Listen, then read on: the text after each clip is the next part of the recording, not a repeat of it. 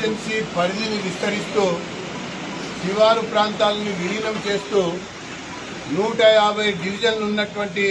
జిహెచ్ఎంసీని 300కు పెంచిన ప్రకారంగా వారు డ్రాఫ్ట్ ని విడుదల చేయడం, ఆ తర్వాత ప్రజల యొక్క అభిప్రాయాలు తీసుకొని తుది జాబితాని విడుదల చేసినటువంటి సందర్భంలో మరి భారతీయ జనతా పార్టీకి సంబంధించినటువంటి డీలిమిటేషన్ కమిటీ సభ్యులు, అదే రకంగా రాష్ట్ర ప్రధాన కార్యదర్శి గౌతమ్ రావు గారు, మరి అట్లనే మాజీ మేయర్ బండా కార్తిక రెడ్డి గారితో పాటు శ్రీకాంత్ గారు, మరి భానుప్రకాష్ గారు, మహేందర్ గారు, మేమందరం ఆ యొక్క కమిషనర్ గారిని రాజా ధీరజ్ రెడ్డి గారితో పాటు కమిషనర్ గారిని 45 నిమిషాలు చాలా వివరంగా ప్రతి ఒక్క విషయాన్ని చర్చించడం జరిగింది. మా యొక్క చర్చల సందర్భంగా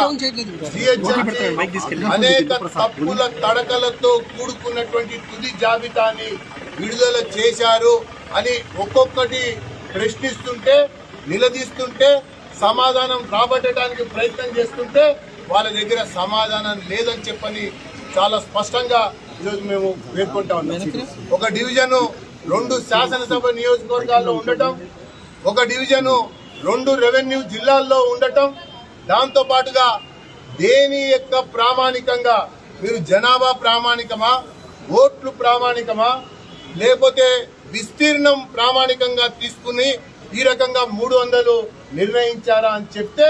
దానికి కూడా సరైనటువంటి సమాధానం లేదు అన్నటువంటి విషయాన్ని చాలా స్పష్టంగా ఈరోజు మేము పేర్కొంటున్నటువంటి అంశం అని చెప్పని మేము పేర్కొంటా ఉన్నాం. ఇది జిహెచ్ఎంసీ రూపొందించినటువంటి ఒక 300 డివిజన్ల యొక్క మ్యాప్ అన్నట్టుగా లేదు. ఇది గాంధీ భవన్ లో దారుసలాంలో కూర్చుని రూపొందించినటువంటి ఒక సర్వే ఏజెన్సీ ప్రతిపాదించినటువంటి మ్యాప్ గానే ఉంది అన్నటువంటి అంశాన్ని మేము వారి దృష్టికి తీసుకెళ్తే వారికి కూడా తికమకమై తబ్బిపోయినటువంటి పరిస్థితి మాకు ఎదురైందని చెప్పని ఈ సందర్భంగా మేము తెలియజేసుకుంటూ, ఒకవైపున 10,000 దరఖాస్తులు వచ్చినా,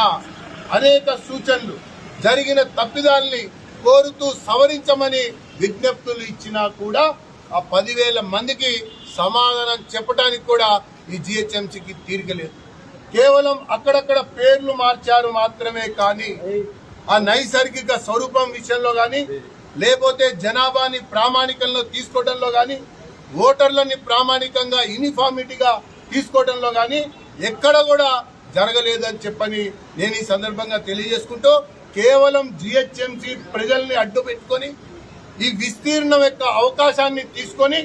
కొన్ని వేల కోట్ల రూపాయల విదేశీ రుణాన్ని పొందాలన్నటువంటి ఒక లక్ష్యంతోనే ఈ యొక్క జిహెచ్ఎంసీ పరిధి విస్తరణ జరిగింది అని చెప్పని భారతీయ జనతా పార్టీ భావిస్తా ఉన్నది. మరొక వైపున ఈ దారుసలాం కి, గాంధీ భవన్ కి ఈ జిహెచ్ఎంసీని అప్పగించడం కొరకు రూపొందించినట్టుగా ఉందే కానీ సాధారణ సామాన్య పౌరులకి పరిపాలనని అందించేటువంటి దిశగా లేదు అన్నటువంటి అంశాన్ని కూడా మేము ప్రస్తావిస్తూ, నిన్న కూడా